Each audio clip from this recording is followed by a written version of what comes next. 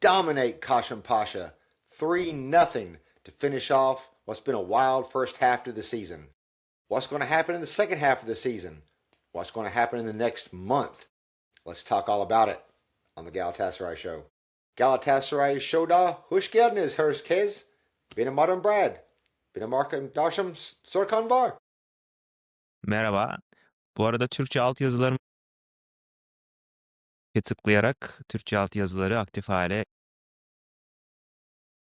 So if you don't speak Turkish, he's telling everybody we have Turkish subtitles.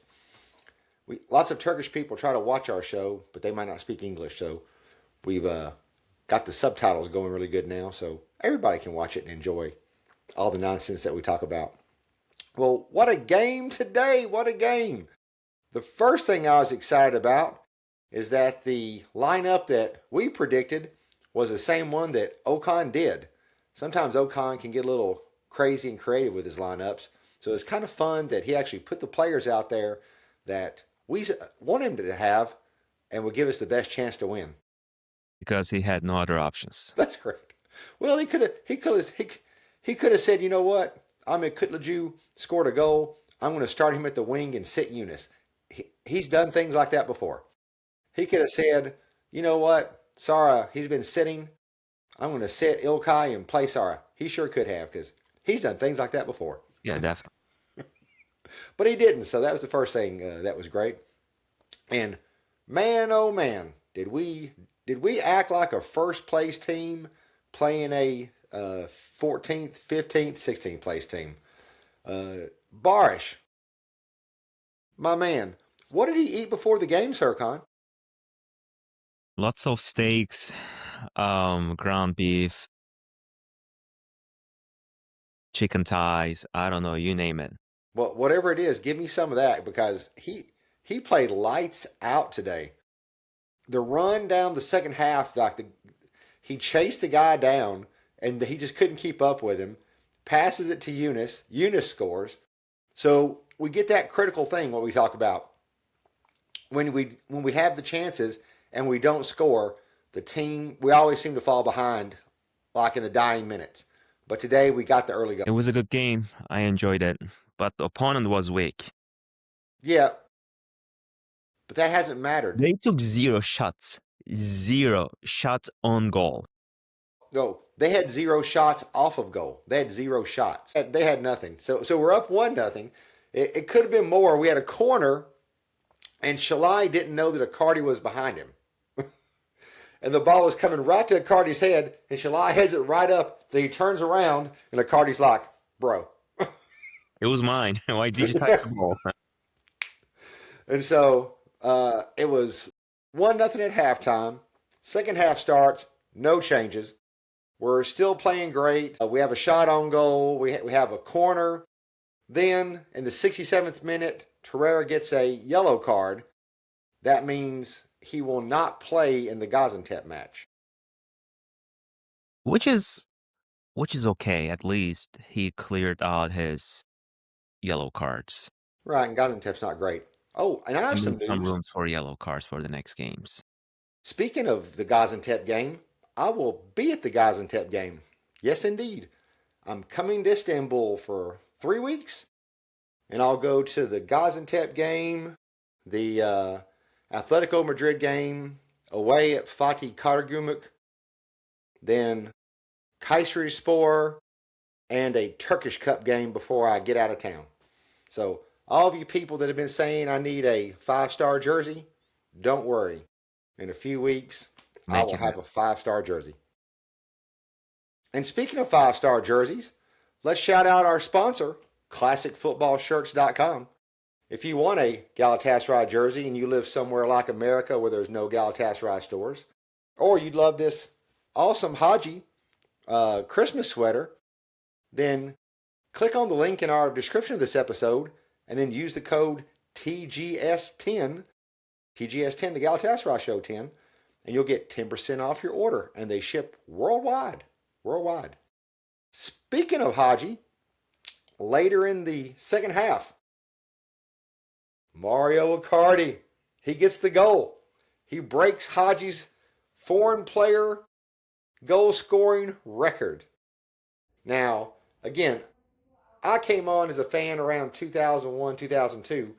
My first game was 2004. I never saw Haji play live, but I've seen Icardi play live in 10 different matches, so I'm very excited that I've seen the current foreign goal scorer. How do you feel about him breaking his record, Serkan? You're gonna hate me for what I'm about to say. We need productive goal scorers in the team. I said this in the previous episode. There is no room for emotion in soccer. Yes, Icardi has done a lot for us. He has scored lots of goals for us, right? And if you're able to make transfers at this level today, it's because of what he has done so far. There's no question about it. So he deserves a significant share of that credit, right? We all agree on that before Yes, we you do. criticize me. When Icardi came on the scene, we were at the lowest of our lows. We had Right. finished like 14th place. And since he came, we've won 3 titles. Uh, we've gotten Galatasaray involved with CimBom, the pop star, which is awesome. We have fun songs to sing when he scores. Lots of great things have happened. Ocean Man came. Right. But Icardi has more than been compensated for his contributions, right? We all agree on that too. Sure. Both financially and emotionally. But wouldn't you agree that this is the best he looked today? Now, again, the opponent was Kasımpaşa. Without wasting too much time, we don't need to wait until the last day of the transfer window. We need to bring a fast, reliable, and mobile backup striker Now, for speaking the of the, attacking line. well, there's a problem there. So, our coach, Okan Buruk, was on record this week saying that we're going to transfer no one out of the team until January the 28th after the Man City game because we can't afford to. Now, the transfer window, I believe, closes on February the 5th. So that would give us a week, unless we got just like piles of cash laying around where we can transfer players in ahead of time and let them chill while we're playing in the Champions League. Now, that's an option. But if we can't transfer people in until we sell people, then we're going to transfer nobody until there's a week left in the transfer window.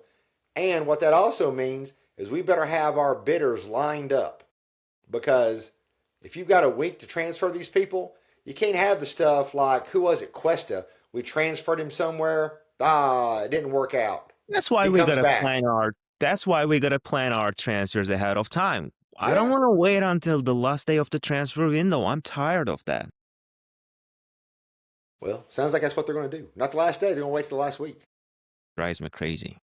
Now, again, that doesn't mean we might have some cash. Like I said, they could transfer people in before we transfer out, but then that's tricky because if something happens and you can't transfer out the players you were going to need to pay for that person, then what are you going to do?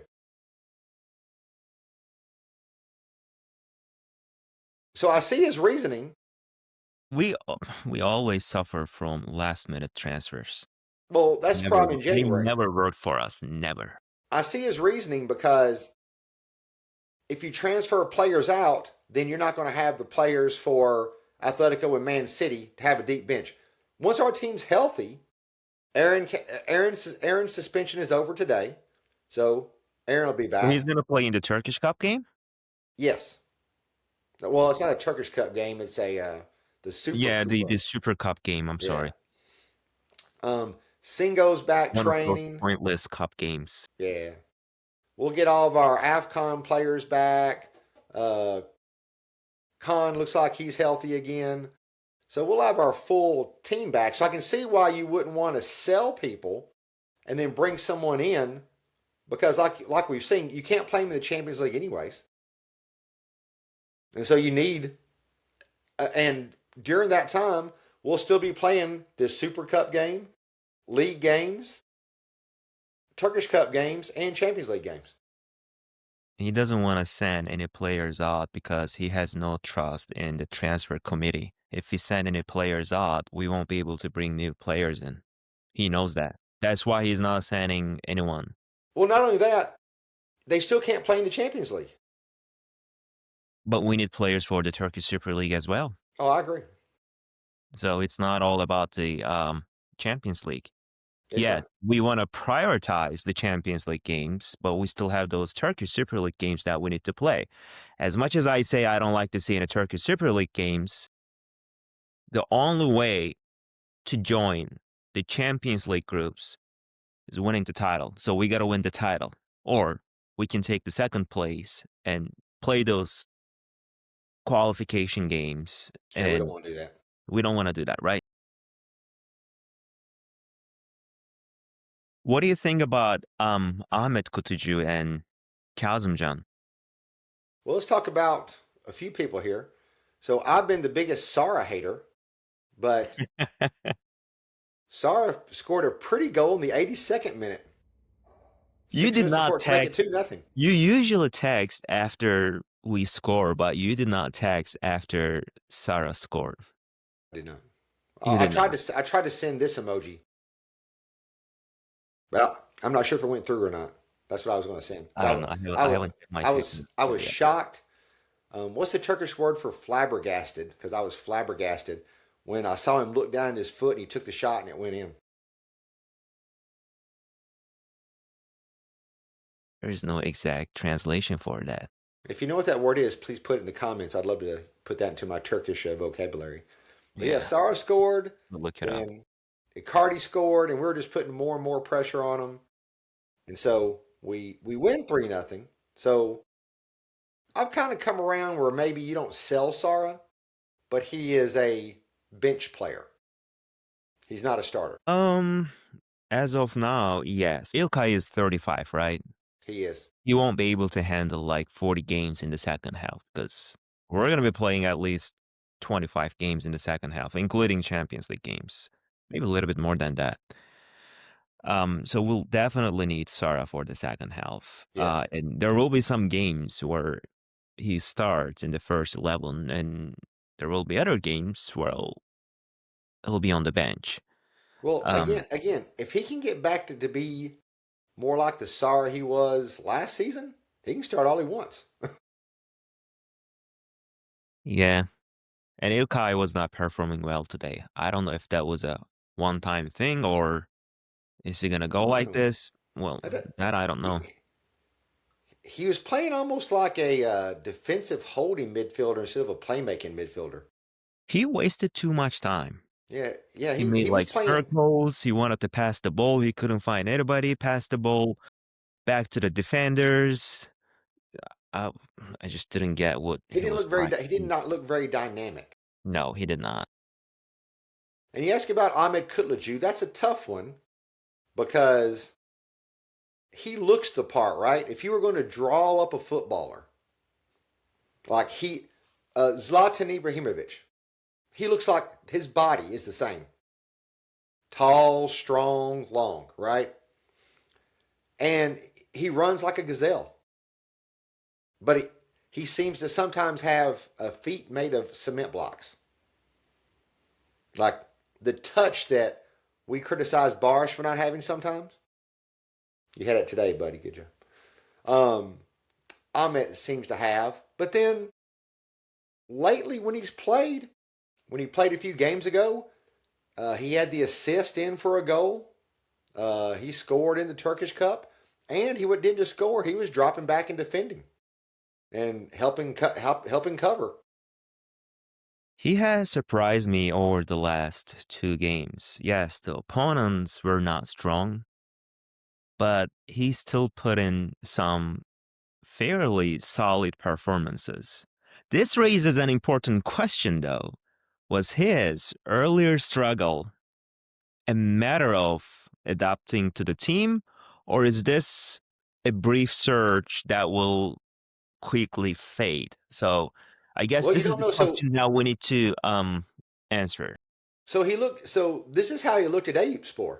This is why we transferred him. Right, but is this gonna go away? Is this gonna fade away? Well, so some guys, you've seen this. Some people transfer to Galatasaray from these like Anatolian teams, and it's a lot of pressure when they get there. Like Ahmed's one of these guys. He dreamed of playing for Galatasaray. Since he was a kid. So when he got there, there's intense pressure for him to perform, and sometimes people psychologically they just can't handle it, and it might have taken him a while to adjust to playing in this type of atmosphere. And we cannot criticize Okan for this because Okan has given him so many chances. But what you're saying that he's done well against poor teams? Well, that's half the Super League, right? Right. I mean, we need players like this. You're not going to be able to sit Osimhen on the bench, sit Lemina on the bench, but you won't hurt his feelings if we set him on the bench. Because Ahmed came here. Ahmed is acknowledging that, you know what, I'm not a player that will be in the first 11 like all. So I'll be on the bench. And if I make some contributions when I come in, that's great. If not, then I'm going to be on the bench. But you know what he can do? He can start in the Turkish Cup against Fethiyaspor. Again, we need players like Ahmet Kutucu, Kazımcan.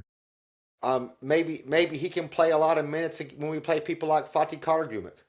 When we play somebody like Kasımpaşa, if we get that lead early, he'll come in and play half an hour, not the last 10 minutes like he did today. Yep. We need players for plan A, we need players for plan B, and we need players like Ahmet Kutucu, Kazımcan for plan C. Those are the games that we play in the Turkish Super Cup or the league games like Kasımpaşa. We'll definitely need players like Ahmet Kutucu and Kazımcan. And the important thing about players like them, they want to be at Galatasaray. Yeah. They want to be there. Speaking of that, tell me what you think about Kazımcan. Oh, I love Kasımpaşa. He plays great. That's his capacity. I've said it more than once. He's got something no one else has. His throw in is like a free kick. He can throw the ball. He can throw the ball a kilometer. And not only that, you see that he's giving his 100%. He's trying. He's passionate about what he plays.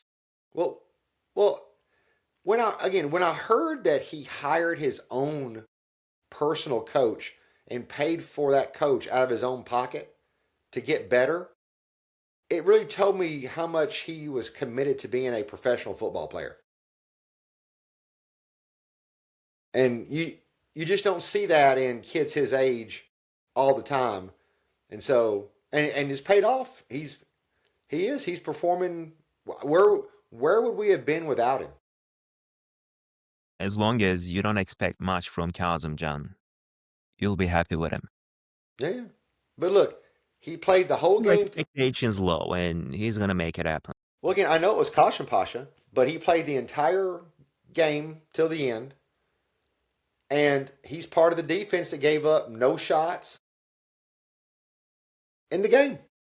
So he's doing something right. So let's all wipe our heads. We made it. Despite the gambling suspensions, all the injuries, the AFCON, everything that we've been through, we've finished the first half somehow as the leader of the league, up 3 points on Fenerbahce and with 2 extra goal difference than Fenerbahce. So despite all this, we lead the league, and we're still, as of today, would qualify to move on in the Champions League. Nice. We have weathered the storm, as they say in English. We have weathered the storm. So yeah, it was an exciting game. This was the one. This was the one I was a little worried about because we've had our problems with Kasımpaşa in the past. Not today, baby. Not today. They came into Rams Park and got their whooping. So Play that's good. it. Anything else for the crowd, Sircon? No, thank you for watching and thanks for following. And we'll be back sometime next week with our transfer preview and special. Where we'll go into a little deeper dive into who we think should leave, stay, and maybe who should come in. So again, thanks for watching, and hadi, in Buke, CimBom.